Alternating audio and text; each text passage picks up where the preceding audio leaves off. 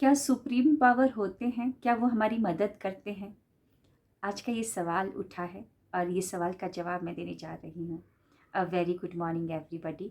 मैं शोभा सिंह आप सभी का स्वागत करती हूँ अपने आज के वीडियो में। कैसे हैं आप लोग? आई होप बहुत ही अच्छे होंगे, लाइफ में बहुत ही मस्त होंगे, अपने आप से खूब सारा प्यार कर रहे होंगे और लॉ ऑफ अट्रैक्शन को फॉलो कर रहे होंगे। आप सभी को पता है कि मैं लॉ ऑफ अट्रैक्शन की कोच हूँ। मॉर्निंग एंड नाइट को लॉ ऑफ अट्रैक्शन की क्लासेस चलाती हूँ, जहाँ पर पूरे पैन इंडिया से एंड वर्ल्ड वाइड से काफ़ी सारे लोग आते हैं। आप ही के ब्लेसिंग से मैं काफ़ी सारे सेशंस लेना स्टार्ट कर दी हूँ। नेक्स्ट महीने में भी काफ़ी सारे सेशंस मेरे आ रहे हैं। चलिए आगे बढ़ते हैं। ये सवाल मेरी क्लास में उठा है। क्लास के स्टूडेंट ने ये सवाल उठाया कि क्या सुप्रीम पावर होते हैं? आप एक अफर्मेशन रिपीट करते हैं कि ब्रह्मांड कि मेरे सारे काम बनते जा रहे हैं क्योंकि सुप्रीम पावर मेरे साथ है। तो क्या सुप्रीम पावर होते हैं? तो बिल्कुल होते हैं। इसका एहसास तब होता है जब हम बहुत ही बुरी मुसीबत में फंस जाते हैं, जहाँ पर कोई हेल्प आने की या मिलने की कोई उम्मीद नहीं होती है, लेकिन कुछ चमत्कार ऐसे हो जाते हैं जो कि हमको मजबूर कर देते हैं ये सोचने में कि हाँ, कोई तो शक्ति है जो कि हमारा ख्याल और हमारे हमको प्रोटेक्ट कर रही है। तो चलिए आगे बढ़ते हैं। ये रियल स्टोरी है जो कि मेरे भाई की है और मैं उसको बताने जा रही हूँ इस स्टोरी को। मेरा भाई 8th या 7th क्लास में होगा और उस समय हम केंद्रीय विद्यालय स्कूल में पढ़ा करते थे और बार बार वो असेंबली में, जो मॉर्निंग असेंबली होती है, उसमें बेहोश हो जाता था। वो खड़े खड़े फेंट हो जाएगा और काफ़ी देर के लिए वो बेहोश रहता था। तो ये फ्रिक्वेंटली होने लगा। तो फिर मेरे जो फादर हैं उसको लेके गए हॉस्पिटल। उस समय मेरे फादर एयरफोर्स में थे। तो वहाँ के जो एमआई रूम बोलते हैं, वहाँ मेडिकल जो रूम होता है वहाँ पर लेके गए। तो पता चला कि उसके दिमाग में कुछ प्रॉब्लम है, नस दबी है कि कुछ है, ऐसा कुछ प्रॉब्लम है और इसका इलाज यहाँ के हॉस्पिटल में नहीं हो सकता है, कोलकाता लेकर जाना पड़ेगा। एक नया जगह था, लेकिन मेरे फादर ने डिसाइड किया अपने बच्चे के लिए लेकर गए उसको कोलकाता। मैं और मेरी मम्मी, हम लोग यहीं पठानकोट में थे और मेरा भाई और मेरे पापा और बड़ी मम्मी वो गई, क्योंकि बड़ी मम्मी को लेके गए कि खाना वाना वो बनाएंगी, है ना। और पापा उसको हॉस्पिटल लेके गए, कोलकाता के हॉस्पिटल, एयरफोर्स हॉस्पिटल में लेके गए। वहाँ से रिपोर्ट लेकर और वो लोग बस बदल कर गए और घर के लिए जब जाना था तो मेरे भाई को फिर से चक्कर आ जाता है और पापा ने रिक्शा करवाया और रिक्शा पे बैठे हुए थे। तो मेरा भाई कुछ आधे रास्ते के में मतलब घर पहुंचने ही वाले थे, तो आधे रास्ते पे ही बोलता, काफ़ी धूप हो रही थी उस समय और उस रोड पर भी कोई नहीं था, सिर्फ एक चाय या छोटी सी पान की शॉप होती है वो थी उस समय।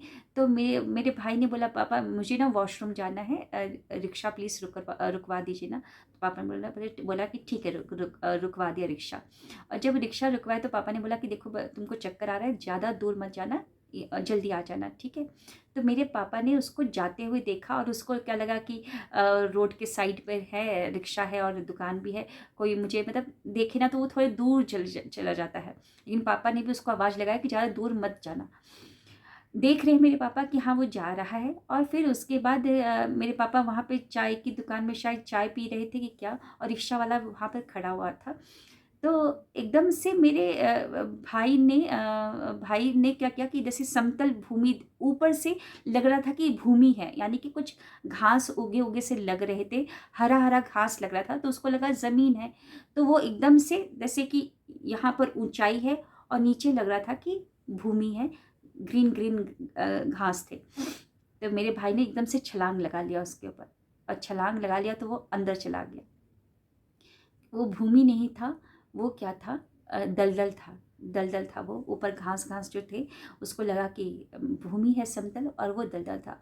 रिक्शा वाला जो था, जो कि यहाँ पे खड़ा था, रिक्शा वाला ने थोड़ा सोचा कि मैं कल से पानी पी लेता हूँ। वहाँ पे बाजू में ही, शॉप के बाजू में ही कल था, हैंड पंप था।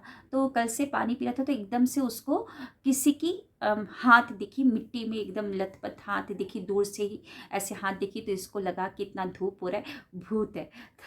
वो चिल्लाने लगा कि अपनी भाषा में, मतलब बंगाली भाषा में ही कुछ भूत भूत चिल्लाने लगा।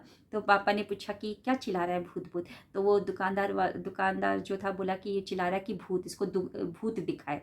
तो फिर पापा ने बोला कि मेरा बेटा तो वहीं पर गया, अभी तक आया क्यों नहीं? बोला वॉशरूम करके आता हूँ और अभी तक आया क्यों नहीं? तो फिर पापा एकदम से भागे जोर से, उसके पीछे पीछे रिक्शा वाले भी भागे। तो जैसे ही वो भागे तो देखा कि बेटा दिख ही नहीं रहा, और जब पापा ने खूब जोर जोर से आवाज़ लगाया कि मतलब उसके नाम से पुकारा उसको, तो वो तो अंदर था। एकदम से बुलबुला ऊपर की तरफ आता है वो भूमि से। तो फिर पापा देखते हैं कि वो बुलबुला क्यों आ रहा है। तो फिर देखा तो वो एकदम थोड़ा सा उसको, पापा को थोड़ा सा उसका फेस दिखा।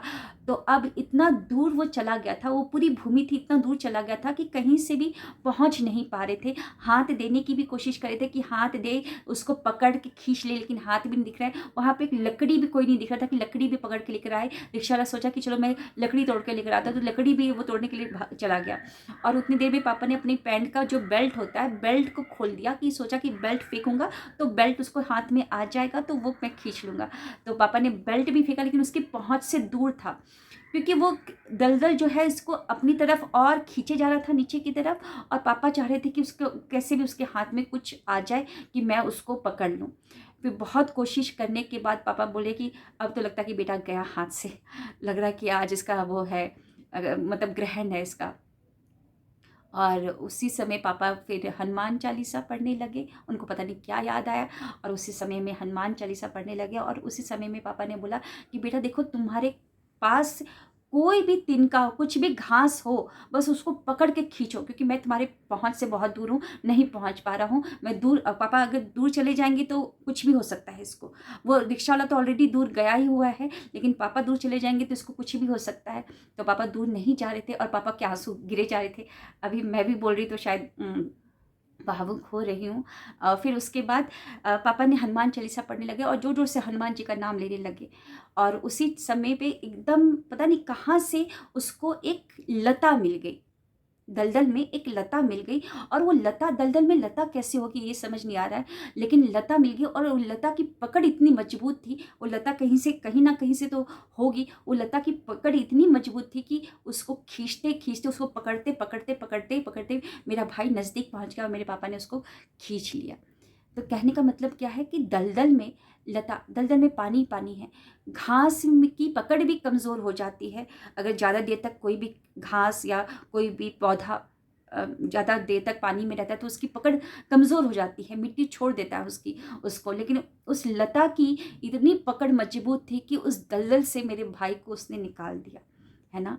तो कहा जाता है ना कि तिनका भी सहारा दे देता है बुरे मुसीबत में। तो उस समय में हनुमान जी ने मेरे भाई को बचाया, और उस तिनके ने, उस लता ने बचा लिया। तो अभी भी पापा जब भी याद करते हैं, बताते हैं हमको, तो हमारे रोम रोम खड़े हो जाते हैं। जिसमें बीतती है उसको ही पता चलता है। तो मैं तो यही मानती हूँ कि हाँ, सुप्रीम पावर होते हैं।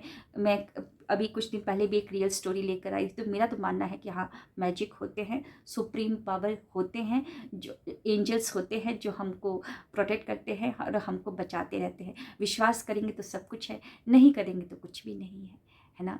तो कैसा लगा आज का ये स्टोरी, ज़रूर बताइएगा। क्या आपके जीवन में भी ऐसे कुछ इंसिडेंट हुए हैं?